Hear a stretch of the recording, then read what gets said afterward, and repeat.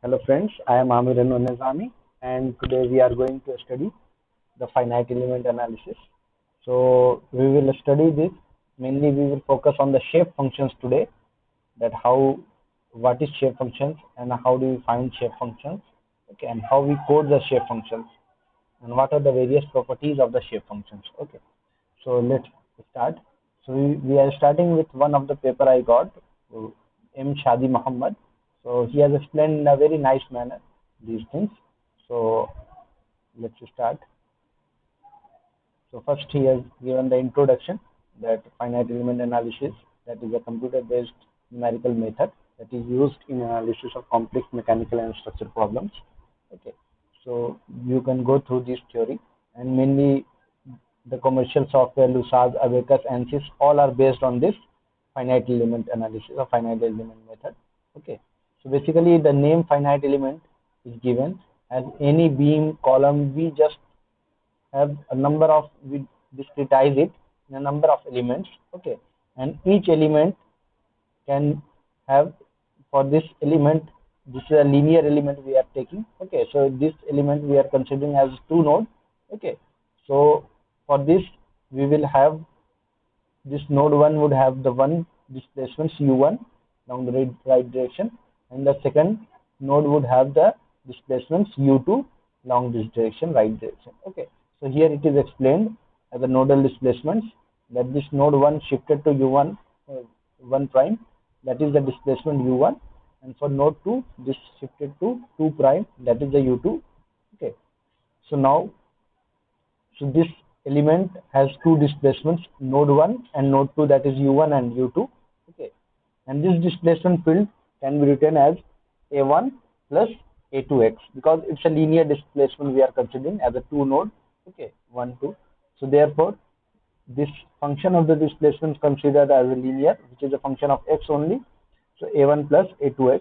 Okay, now we can see that at x equals to 0, means at the origin where it is starting at x equals to 0,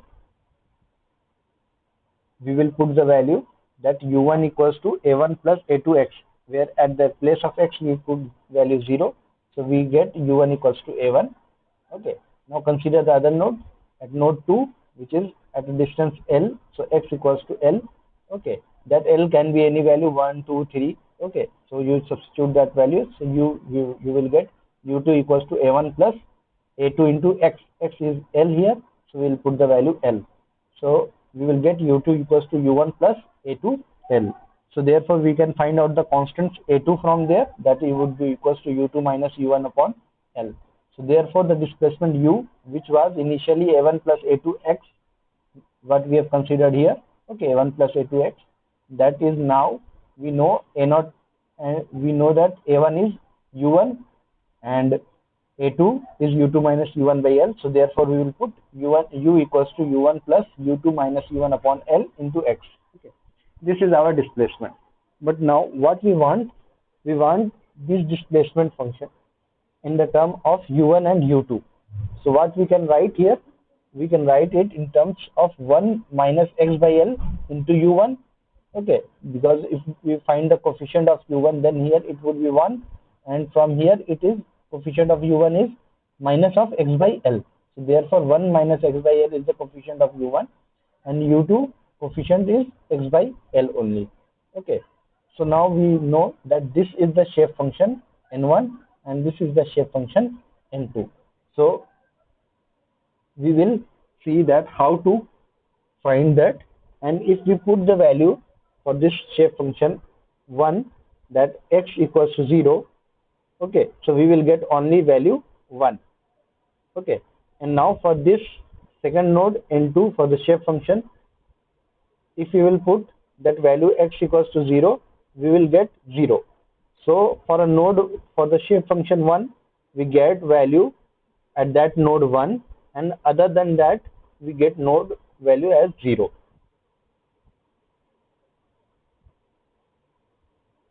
So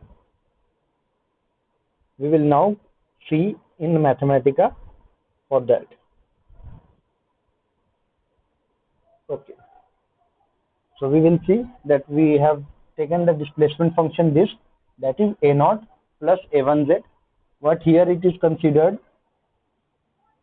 which we have seen here, it has considered a1 plus a2x. What we have considered there, the displacement is a naught plus a1x. That's the same. Okay.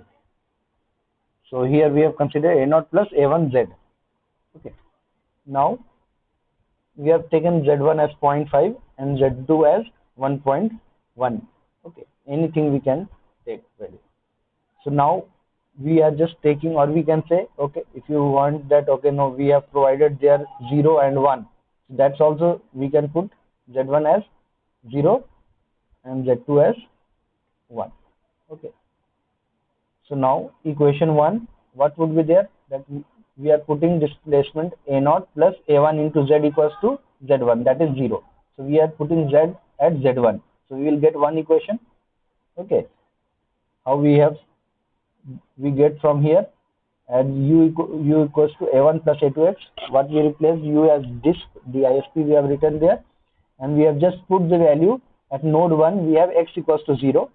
So there we have put the value here.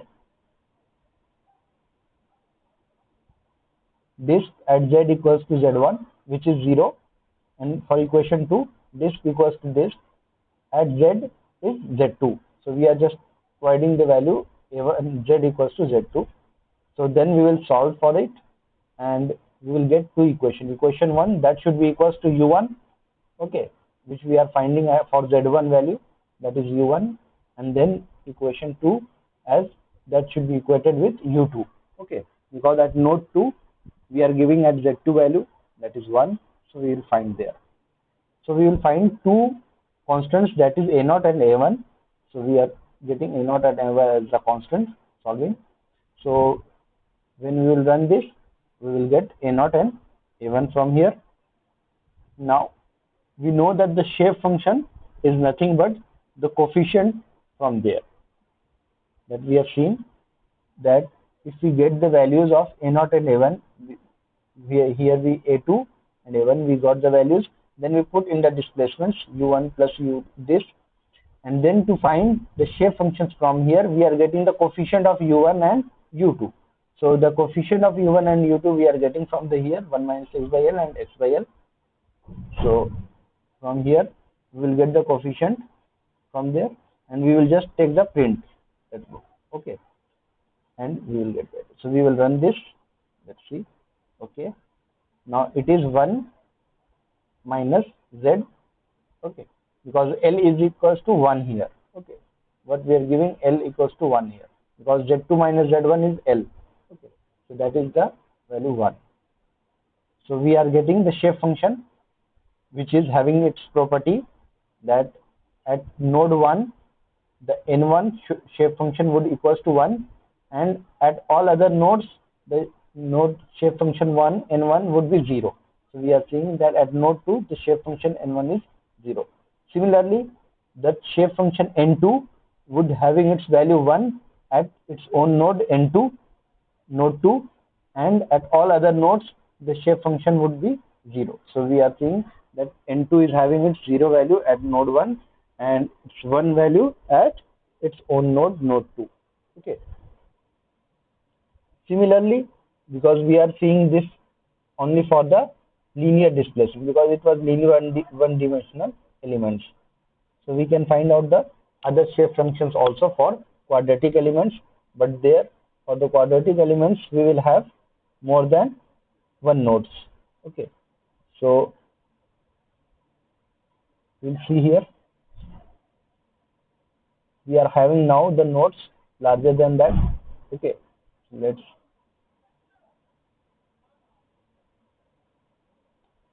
have here nodes a naught, displacement is a naught plus a1z plus a2 into z square.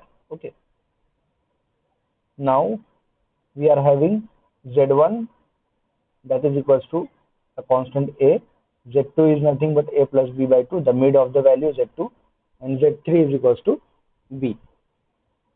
Now we will find the equation 1 for the displacement at z1, which would be equals to a.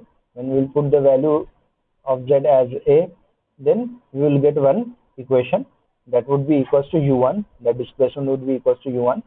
Then we'll find the equation 2, that displacement would be equals to at the node at z2 value, which is a plus b by 2. We will get the equation 2, which would be equals to u2. And similarly, equation 3 we will get when we will put the value as z equals to z3, which is equals to b, and we will get this value. So when we will have the command solve, we will solve and equate the equation with u1, u2 and u3 for the constants to find a0, a1 and a2. So we will find this constant a0, a1 and a2. Okay. Now we will find the shape functions. N1, which would be the coefficient of the displacement function of u1, coefficient u2, and then coefficient for u3. Similarly, we will have this print, and then we will give the value of a0, a and b. So we can give a as 0.0 and b as 1. Okay, and the third node would be a plus b by 2, which would be 0.5 at the mid node, and then we will plot this command. So now we will just run this equation. So we will see n1, the first shape function is a plus b minus 2g into b minus g upon a minus b whole square. Similarly, n2, and we will get n3. Now we will see this is for the shape function n1. So at node 1, we are seeing that n1 is having its value 1, and all other nodes, means all other nodes, because you see it is a 3-noded element. Okay, so the node 2 is here, which is at 0.5 mid.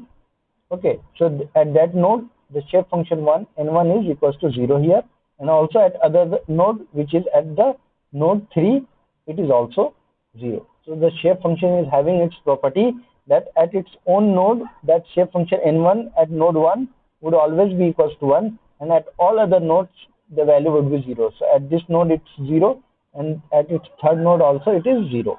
Similarly, this is plot for the shape function n2. It's a 3-noded element. Therefore, the node 2 at 0.5 mid of this is having the value 1. Okay, and all at other node, whether it's n2 is at 1 and 3, it is having its 0 values.